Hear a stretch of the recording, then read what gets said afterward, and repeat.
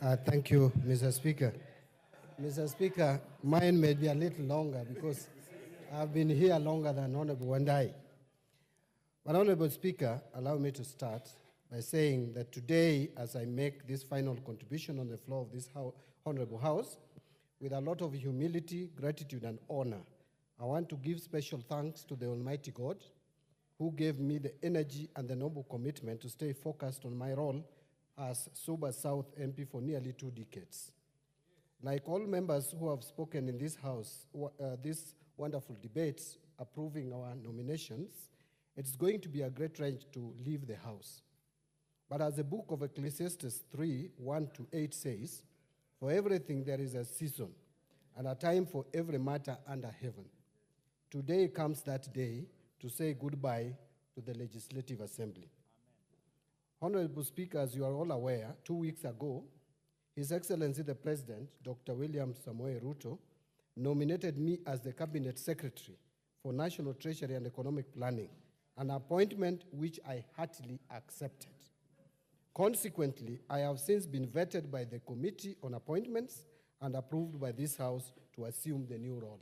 I want to thank you, members who have approved my nomination.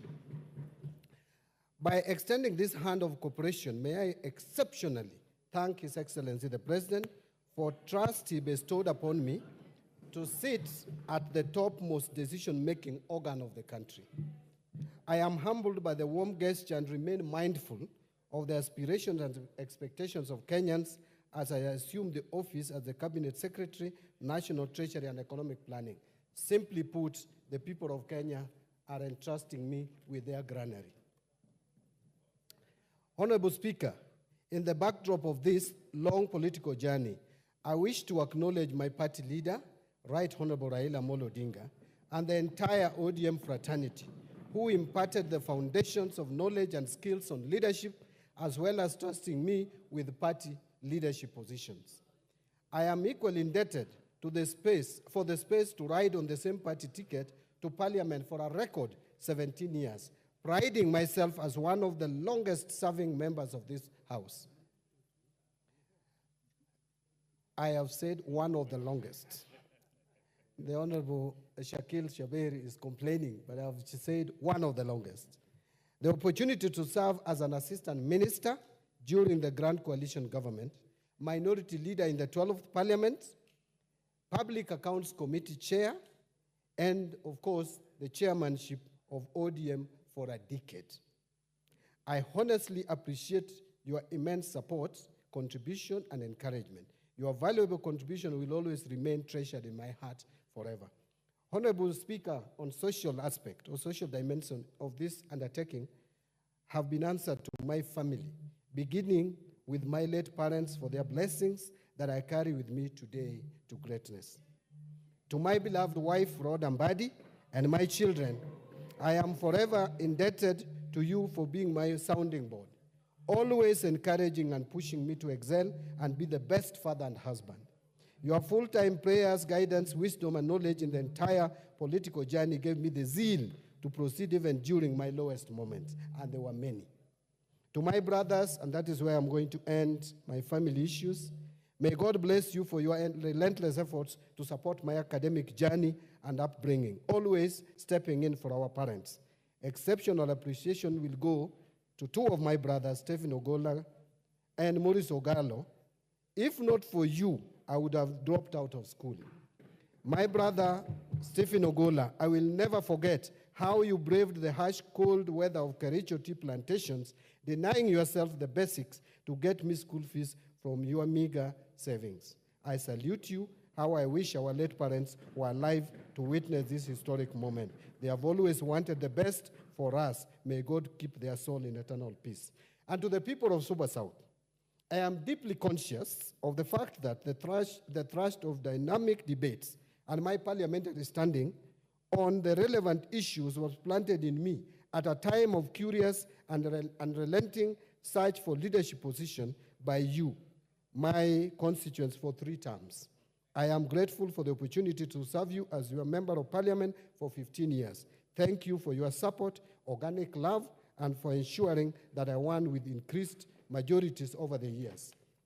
Honorable Speaker, As a community, we did exceedingly well, utilizing NGCDF to ensure that our children continue to access quality education by strategically renovating and expanding our educational infrastructure and bursaries to cope with the number of students enrolling in schools. We leverage the participation of our people in meaningful development to transform lives through bigger, broader, better managed and well-resourced constituency projects. We enhance participatory approaches within the constituency and ensuring judicial use of public resources and many more. Thank you once again for the opportunity to be your member of parliament. And now to my fellow Kenyans. I am overwhelmed by the messages of goodwill you sent before, during, and after my vetting. My heart is elated with the heartwarming compliments and well wishes I have received so far. This demonstrates the level of confidence and hope Kenyans have in me. And dear colleagues, now I come to members of the National Assembly. Dear colleagues, I have never shied from playing my role as a member of this House. I have diligently performed my legislative functions to the best of my knowledge for the last 17 years. To this day, I will cite a few. I have represented my constituents and special interests in the National Assembly as required. I have participated in deliberation and resolutions of issues of concern to the people. I go on record as the only member of this House who, after meticulously analyzing the budget managed to discover a fictitious computer error of Kenya shillings 10 billion in the budget estimates for the financial year 2011 and 2012, which the ministry later acknowledged. I have participated in the enactment of the legislations in accordance with the Constitution, notably being part of the legislative task force that drafted the Public Finance Management Act 2012. As a member of the Constitutional Implementation Oversight Committee, I actively participated in the actualization of the Constitution of Kenya 2010, especially the enactment of legislations envisaged in the 5th schedule of the Constitution. Mr. Speaker, you'll remember you were with me in the 10th Parliament. Being in CIOC was very lucrative in the sense that people really respected you. Even ministers were fighting to be in that committee, and I got the privilege to be in that committee, and I served diligently. In 2013, I'm proud to have brought an amendment to the VAT Act on basic commodities from being standard rated to either zero rated or exempt community, which at least helped in lowering cost of living. I have diligently participated in appropriation of funds, as you all know, but I have outstandingly played my role in oversighting national government expenditures. I've also participated in the development of policies of national importance, just to mention but a few. I take over as Cabinet Secretary, Mr. Speaker, for the National Treasury and Economic Planning. I am acutely aware that we are at the center of a storm, a tax storm, a debt storm, and an economic storm. Nonetheless, we must forge forward. Honorable Speaker, I am aware of the very important relationship between the Cabinet Secretary and the National Treasury and this House. I cannot achieve any mandate without the support of the National Parliament as a whole. And therefore, from the onset, I want to plead for the support of this House in the work we are going to do. Honorable Speaker, I am also aware that the Finance Bill 2024 was very controversial. I'm also cognizant to the fact that the bill had some positive pro-mwananchi provisions. I propose to salvage these proposals. Firstly, I am aware that the bill contained provisions to make the housing levy and post-retirement medical contributions deductible. This would have elevated the pain on the pay slips of salaried employees. Secondly, the finance bill proposed to restore the provision on relief because of doubt or difficulty in recovery of tax. This provision is important because it allows the commissioner to deal with the difficulty in collection of taxes due to unavoidable circumstances on the part of the taxpayer. However, I'm also aware that honorable members have expressed dissatisfaction with the unfettered discretion of the commissioner. We can harmonize these two positions for the benefit of mwananchi and to stem the abuse of the tax abandonment provisions.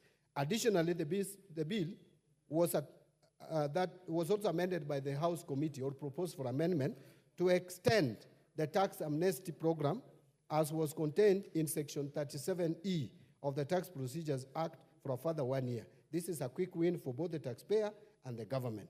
The government will continue to recover uncollected taxes Give him the mic. Actually, almost done, Mr. Speaker. I think I have one and a half pages, if you don't mind. Further, the Departmental Committee on Finance and National Planning had proposed amendments to make ETIMs workable for small-scale farmers and businesses. We have opportunity to leverage on this good idea. Finally, we need to devise methods of expanding the tax base with a view to collecting taxes from the traditionally hard-to-collect sectors in line with the national tax policy. This is an important strategy to protect existing businesses from overtaxation. We must protect the goose that lays the golden egg as we find other geese to lay more eggs. Honorable Speaker, I am also aware that there have been concerns relating to the difficulty of doing business in this country. I intend to work with the Planning Department and other government departments and all the relevant stakeholders to review data and legislation with a view to enhancing the ease of doing business in Kenya. I am very passionate about the management of the Kenya Revenue Authority, Mr. Speaker. The first and most important aspect is that we must employ the principles of corporate governance in the management of KRA, just like any other corporate body. There should be a distinction between the role of the chairperson of the board as a whole, and the Commissioner General as the CEO and the management officers of KRA. Honorable Speaker, additionally, during the vetting, I spoke about recruitment of competent officers at the Kenya Revenue Authority. I favor the policy where graduate trainees were recruited and trained both in class and on job. We need to restore policies that worked at the Kenya Revenue Authority before. Mr. Speaker, and this is my last page, honorable members. Honorable Speaker, with regards to Article 223 of the Constitution, I've been very vocal. As you are aware, I did propose an amendment to the Public Finance Management Act with a view to establishing some checks and balances on the use of this article. The bill did not proceed. However, I intend to ensure the prudent use of Article 223 of the Constitution in the overall fiscal framework. I am convinced that if we manage our debt and the application of Article 223 of the Constitution, we will have better balanced budgets. We may not need to overtax because we will have reduced the expenditure side of the budget, and this article will not be misused during my tenure at the National Treasury. Honorable Speaker, I seek the support of this House as we seek to improve the economic environment for the better of all Kenyans. As I exit the place I have called home for the last 17 years, Mr. Speaker, I live with my head high that I left an indelible mark in the history of this House. The strongest feeling I have today in this last speech is gratitude. That is gratitude for the opportunities that I have had and for many people I have served with, but most importantly, for the many moments of connection and witness to the lives of others, which I believe is the deepest privilege of public life. Mr. Speaker, before I say my final word, I want to thank all of us. I interacted with almost every member of this House in one way or the other. And Mr. Speaker, I would tell you that I enjoyed working with members of Parliament from across the aisle. I am one person who has very strong opinions, and members know. But we do it with decorum and with respect, because Kenya belongs to all of us. I want to thank the leadership of the majority, the Honorable Kimani Ichung'wah, who is my friend and a professional colleague. At times, we didn't agree a lot, but outside the chambers, we were always friends, Mr. Speaker. He's one person who knows where I live and knows my children and wife, because we are friends. Honorable Owen Baya learned a lot from me, and you will continue to learn even in the executive. I wish when I'm leaving the executive, you also join the executive at one stage. And of course, the whip, this whip, I got him from the streets and mentored him to become who he is, Mr. Speaker. From the minority side, my successor as minority leader, Honorable Pio Wandai, you have done well in that office. And I want to thank you that even though it was very difficult to work with someone, you have succeeded, but we managed to strike a balance. And I want to thank all of you. Of course, Honorable Junet, we have come a long way. You know what we have gone through. I would not want to disclose in this House, but we have faced a lot of challenges. Mr. Speaker, to you, I want to be grateful to you again, once more. We have interacted a lot. We started in the opposition, working together. Of course, I found you in the government. Then we worked in the opposition. When we were facing a lot of frustration, Mr. Speaker, you remember one time I had to save you up there when some MPs wanted to kill you. And Mr. Speaker, I did my best to save you. But today, interestingly, we are finding ourselves somewhere again. So I just strangely, one of those who attacked me is in this house. Yes. And it's a lady. But in the spirit of forgiveness, Mr. Speaker, I want to just conclude by... And she's my very good friend, I must say. I want to give a parting shot. Mr. Speaker, if by any chance I offended anyone of you, all members, through my actions, I kindly ask for forgiveness. Equally, for all those who wronged me, I forgive you. And by the way, I don't even see. None of you actually wronged me. So, but if there is any who I may have forgotten, I forgive you. Thank you very much. Mr. Speaker, it's a very emotional moment. Imagine a place you have called home for 17 years, continuously. Now you are leaving to another uncharted waters. May I pray that God bless Kenya and God bless National Assembly of the Republic of Kenya. Thank you. Honorable members, I don't want to open any debate on this. On order, on behalf of the House, I'll give the leader of minority incoming 2 minutes and the leader of majority 2 minutes. If we open debate, each one of you has accolades for your colleagues.